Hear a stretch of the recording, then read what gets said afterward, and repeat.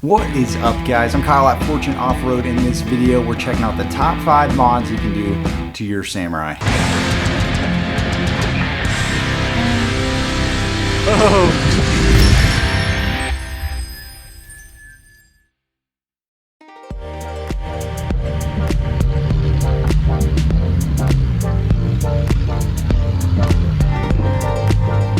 So I've seen a couple of these videos already, and I thought it would be kind of fun to put my own spin on it and use some examples from what I've done to my Samurai and tell you about why I think they're the best mods you can make. This isn't just for somebody who only street drives their Samurai or only off-roads it or whatever. If you own a Samurai, you can do any of these things, and I think you'd see a huge improvement for them. So let's get into the list.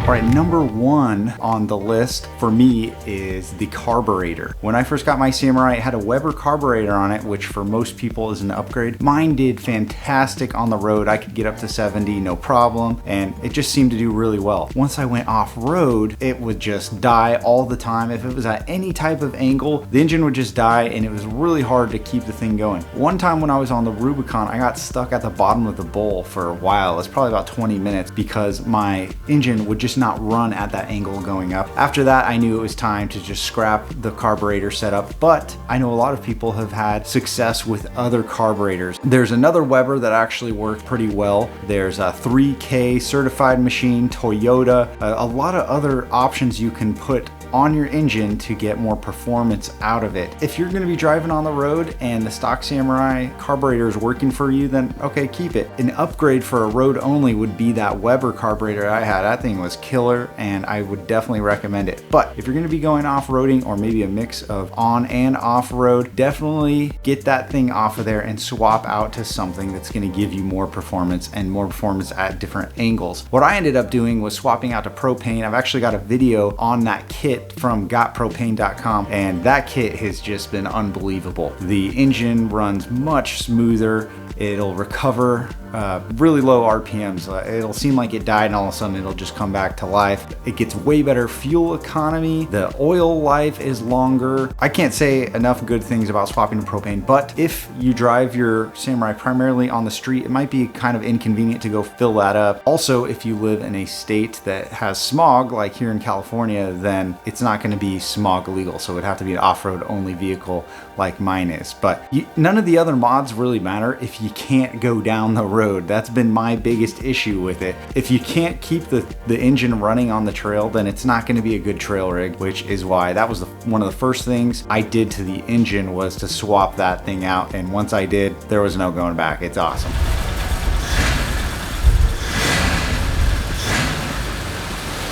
So once you put a lift on your Samurai, however you're going to do that, some guys just do shackles, some guys are cutting out the fenders, and a very common tire size that people go up to is around a 30 or a 31.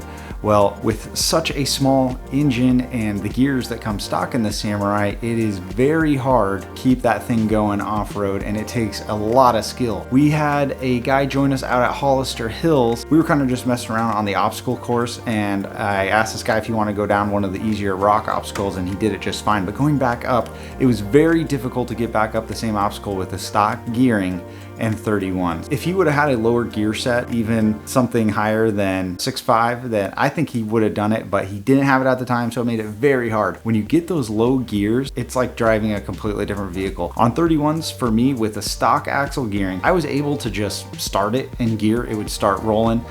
Really didn't have to mess with the brake or the clutch at all. I just did everything through the gas pedal. So if I need to go faster, then I would give it some gas. If I wanted to slow down, I'd let up. The gearing makes everything so much easier. And this is the cool thing. Unlike a lot of other vehicles, the Samurai transfer case offers different gear ratios in your high range as well. So if you still want to drive on the highway and you got those 31s, there are a lot of cool options. For me, I ended up going with the 6.4-to-1 Sumo gears, and that was primarily because I hadn't seen any broken gear sets from them. I also liked the high range option, but there's also a 6.5 option that is very, very popular. And the cool thing about these kits is it doesn't take a lot of skill. You can tear apart your transfer case and put these gears in there yourself, or you can do what I did, which was go to Trail Tough and get a transfer case that was already rebuilt, had a heavy duty front output, their twisted shifter kit, and the 6/4 gears. I haven't had a single problem with the transfer case. It has been awesome, and it makes me look like a much better driver than I actually am. But yeah, I still managed to stall it out. Once you've got that engine running the way you want and you've got the power transfer down to the wheels via your transfer case gears, one of the next things you're going to notice on the Samurai is the ride. Relatively short leaf springs, they don't ride great, especially in the front, but one of the things you can do to fix that is upgrade your shocks. And a lot of people are running very small shocks because the Samurais are small, and they're kind of using the same shocks everyone has been for a long time. But I would challenge you to go look at the Bilstein shocks. They have so many different sizes. I actually have a video of us installing some monotube shocks on the Samurai, and then later on some reservoir shocks on the front, and it has made a huge difference. The shocks are just so much better at dampening, and after they go up and down a lot, because they have that reservoir on them, they don't get really hot and stop working. They just work great the whole time, especially in something as lightweight as a Samurai. Another thing that you have issues with if you don't have good shocks is you're either using them as a bump stop and you're bottoming them out, or even worse, when you're off-road, they're not long enough and they're keeping you from articulating as much as you can, which will help you stay on all four on the trail. So shocks are a huge upgrade.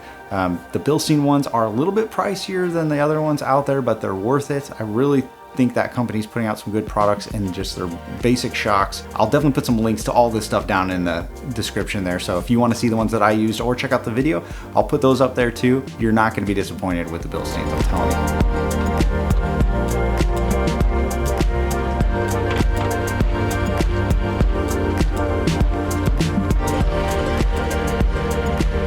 Right, now that you're riding nice and smooth, there's still a problem a lot of Samurai guys run into, and it's a very simple solution. The issue they have is the wheels. The tires, once you get to about a 31, you start to have some issues with when you turn, the tires will hit the leaf springs, or you just have a very narrow stance, and you want to get those tires outside a little bit, get you a little bit more stability, and you don't want to hit those leaf springs anymore. So what I've found works perfectly is a 15-inch wheel with an 8-inch width running a 31-inch tire that's 1050 wide. So I'll put those stats once again down in the description so you don't have to watch this a bunch of times and write down what I said. Basically, it's a wheel that is just slightly narrower than the tire, so you still get a nice shape for your tire, and it wants to hold on to that bead well, but it's keeping the tire away from the springs via backspacing. So the key backspacing for me has been 2.5 inches. So that means that it's gonna push your tire out just a little bit more on each side. You could do the same thing running a stock wheel and get some wheel spacers, but wheel spacers are really hard to do right, and I just would constantly be worried that they're coming loose, so I try to avoid them as much as I can. It's just one more thing that can go wrong on the road or off the road, and I find if you just do the wheels, you're doing it right and you don't have to worry about it. Unfortunately, the wheels that I bought on Amazon a few years ago, it looks like they're discontinued. At least on Amazon, you can't buy them anymore. But I did find on Summit Racing, they have a very similar wheel. Instead of 2.5 inches backspacing, they're at 2 inches. So it's less of a number, which means it's going to scoot your tire out just a little bit more. So your stance will be a 1/2 inch wider on each side, or 1 inch wider in total, but I think they'd still be a good option. They are steel wheels, so you can upgrade them to a weld-on beadlock kit later, which is great.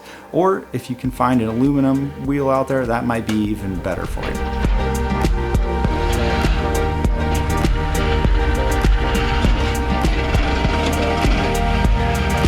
So at this point, if you've made all of those mods, your Samurai is doing great on the road, and it's doing much better on the trail also. And when it comes to off-roading, there's a few things that come into people's minds right away. Obviously, the gearing is really gonna help, and we already hit that in the transfer case. Next, you could get some more gears in your axles, but that makes your ring gear really small. Your pinion gear is even smaller, and it's kind of a weak point in the Samurai axle. After that, if it was up to me, I would focus more on the suspension, and that's what I did. One of the big limitations on a Samurai, even when it's a spring over in the front, the springs are so short that they really just don't want to articulate at all. And the weight of the Samurai is so little that when you have enough pressure on one tire going up, it's not enough to send the other one going down. And a lot of the times you do the classic Samurai 3-wheeling. For me, I want to have those tires on the ground at all times. I want all four pushing or pulling, whatever I'm trying to do, and I want it so if I come over something, I'm not gonna tip really bad. I'll already have a tire on that ground that's gonna help dampen it. One way to overcome this problem is to get missing link shackles. Now, they're kind of hit and miss in the Jeep world. Even in the Samurai world, some people don't like them, and I understand it. It is kind of an unnatural way to cycle your suspension. But for me, I've had them only in the front for a long time, and they've done great. I got some shackles from Dr. Z Fabrication. The first set I ran were for a 2-inch wide spring. I just used them for the Samurai spring, and it worked great. Kept everything in the stock location. I think it might have given me a tiny bit of lift, but the cool thing is they unload whenever there's no weight on that, and it allows that tire to go down, and which allows the opposite end to go up more. And they just helped me get a lot more flex, and I felt like it was off-roading a lot better.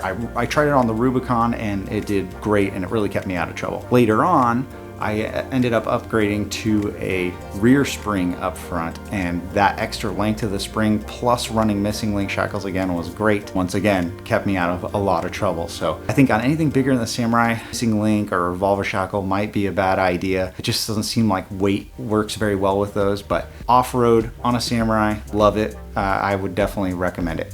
One thing people ask all the time is, are they safe on the road? From my experience, yes. I never can go fast enough in my Samurai to go around a corner and have them unload. I've never experienced anything like that. Off-road, one of the questions that people want to know is, when you're going up something steep, are the front gonna unload and make you roll backwards? Or if you're going downhill, are the rears going to unload and make you flip frontwards? Never had a problem with it.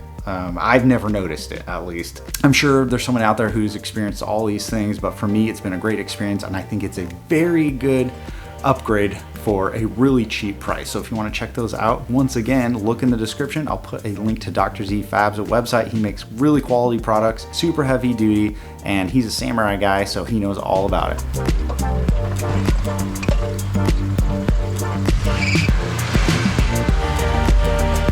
So those are my top 5 upgrades for the Samurai. Of course, I could have done top 10.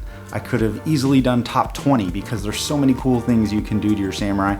But if I had to choose 5, those are the 5 that I would choose, and those are my reasons why. I know you guys have a lot of ideas of your own that you think should have been on this list, or maybe none of mine should have even been on there. Throw them down in the comments and let me know, let everybody else watching know what you think the best mods are, so they can go check those out for themselves. We got a lot more mods coming for the Samurai. Kind of just waiting for some time to do it at this point, but Samurai is going to get 1-ton axles and at least 40s, so it's going to get big and it's going to be awesome. And you guys have seen my Samurai grow up from stock to where it is now on 33s. We're kind of skipping that middle zone, the 35 to 37 area, and we're just going big. But maybe we'll do this again once we get it nice and big, and I'll say the best upgrades for a dedicated rock crawler or something like that. But until then, there will be more wheeling videos, there will be more build videos. Thanks for checking out this video. See you guys.